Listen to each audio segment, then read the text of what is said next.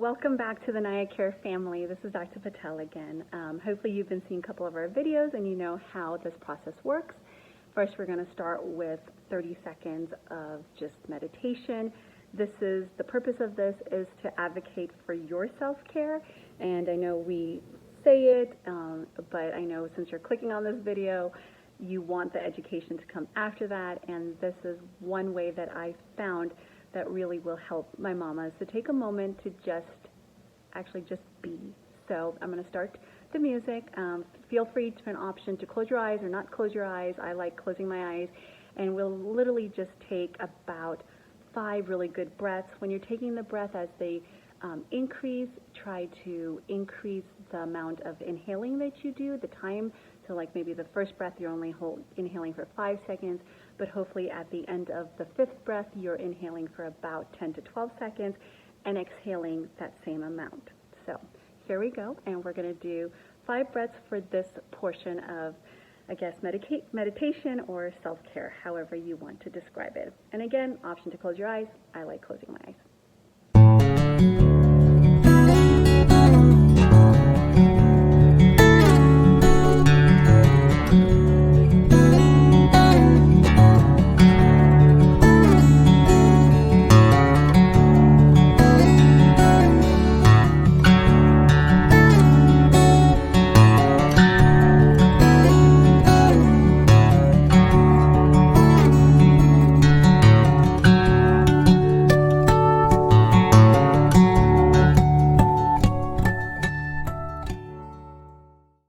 Timing. The music ended right when we had to end. So today we're going to talk about actually when can I start doing high impact activities after I have a baby. And the breath technique actually leads into a great segment of pelvic physical therapy.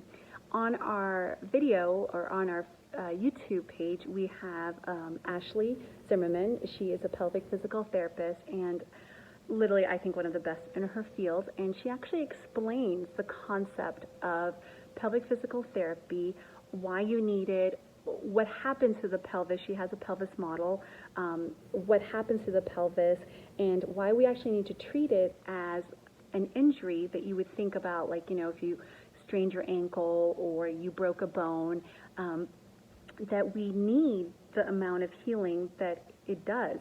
And that can actually, if we don't allow the healing to occur, that can actually lead to incontinence, both fecal and urine. It can lead to sexual dysfunction as well. And then also it can impact your future pregnancies. So I went through pelvic physical therapy myself. If you know a little bit about me, I have 4 babies. My first one was a C-section. My second was a VBAC with grade 3 and 4 tears. Yes, that was a wonderful, I guess, recovery, and it was so insane that I went and decided to have 2 more after that, despite of all the struggles I had. And then I actually got diagnosed with IC after my 4th one. And for those who don't know what IC is interstitial cystitis.